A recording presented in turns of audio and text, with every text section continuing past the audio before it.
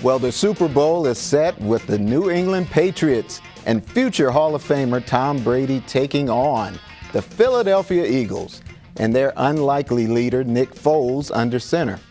Hi, I'm Marvin Jackson, and welcome to the Sideline Report. Later in this half hour, we will feature a couple of ladies who get it done on the sidelines at FedEx Field on Sundays. And later, we have a special guest who will join us in our Super Bowl predictions. But first, let's get it started with my guests, Winston Hylton, Donna Hopkins, and Lou Holder. Hey. All right. Hey, good to see you guys. We're all back together again. Yeah. All right, and let's talk a little bit about these the past games, the championship in the AFC and the NFC. What's you guys' take on what happened with New England? I mean, these guys, this is their 10th Super Bowl, right? Ladies first. I'm pretty mad about that. Yeah.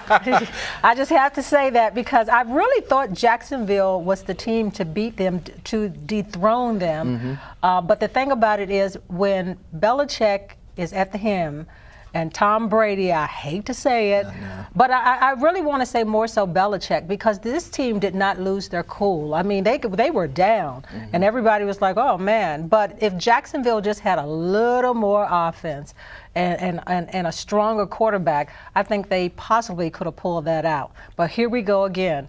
But did they get some home cooking, though? I mean, the officials, some of those calls. Was that at halftime? One of those interference calls was pretty bad. You know, it's really bad. I mean, Jacksonville, like Donna was saying, you know, if they close out that game instead of playing that prevent defense, you know, in order to beat Tom Brady, ask the Atlanta Falcons. In order to beat Tom Brady, what do you have to do? You have to literally cut off the head. I hate to go that graphic to it, but you know, you have to punch him in the mouth and keep punching him in the mouth until the referee says, you know, this is over. And they did not do that. They did not do that. And like you said, the officiating. I mean, you know, I think everybody has seen the referee in the middle of the celebration. Like, come on, man. And when you have it at the end of the half, when you're taking a knee instead of, you know, that's just the mentality of like, you got to, like you said, cut off the head. Yes. And if it's going to be close, you know Tom's going to do something. I mean, when Gronk went out, I said to myself, he go find somebody else. He did. I mean, everybody, you know,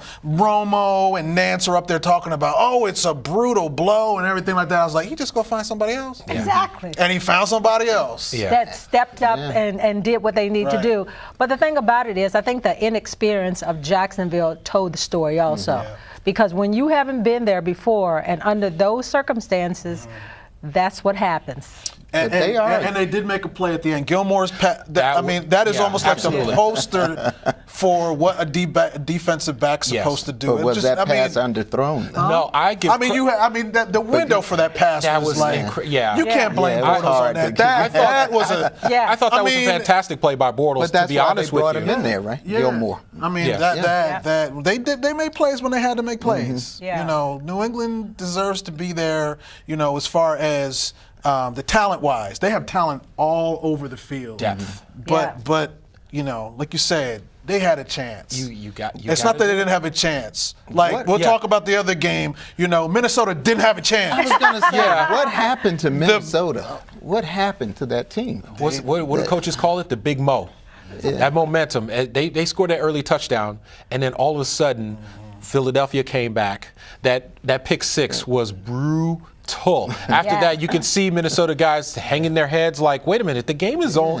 The game is not. It's early in the game. And they turned the ball over several times. Yeah, they did. In the postseason, you can't turn the ball over. You can't turn it over. They had, what, 3 turnovers? Schwartz's defense is legit. Exactly. And you can't turn the ball over. Amazing credit. You cannot turn the ball over. And it showed even more so how great that Eagles defense is when you've got a running game that, you think about it, all the teams that were in the playoffs at the stretch, they had running games. And that was key for you know, the playoffs. And you look at Philadelphia, Nick Foles, everybody's saying, oh man, Carson went gone down, we're done. He just stepped up these last few weeks and whatever, and he showed that he's pretty good. So it was 10 points against the Falcons, 7 points against to Minnesota. That's a bad But give credit to Blunt and J.J. J.J. had 73 yards. But it wasn't necessarily big numbers, but he had those yards when it counted. Yes. On first and second down, setting up a third and short situation for Foles to just kind of dump it out to Ertz or dump it over to Torrey Smith, and that was kind of the key to the game. They were able to establish the line of scrimmage, able to run the ball. So, credit to Doug Peterson having Foles ready, because as you saw, Foles in the pocket, he kind of shifted, moved, swayed. He was doing a tango in the pocket, and he just eluded Everson Griffin a couple of times. And looking at the game, I thought, wait, he didn't touch that ball, and it looked like he touched the ball, but he had such a strong grip. Right.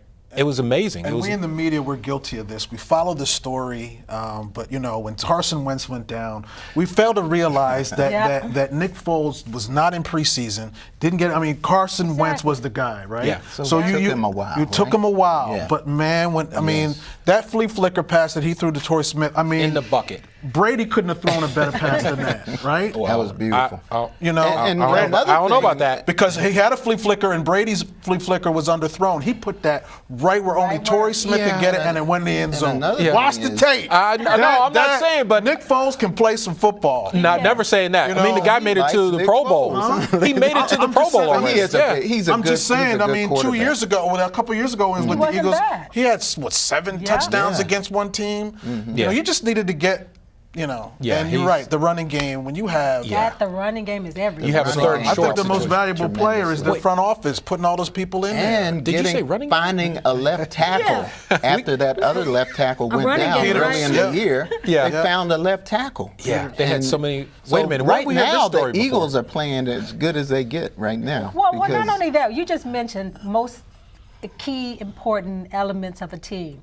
Offensive line, defensive line. You have those two, you build around them, and guess what happened? All the other pieces just fall into place. All right. Well, I tell you what, we got to take a quick break here. And coming up next, we look at 2 MVPs with the Washington Redskins cheerleaders. And later, we'll give our Sideline Report Super Bowl predictions. More from the Sideline when we return.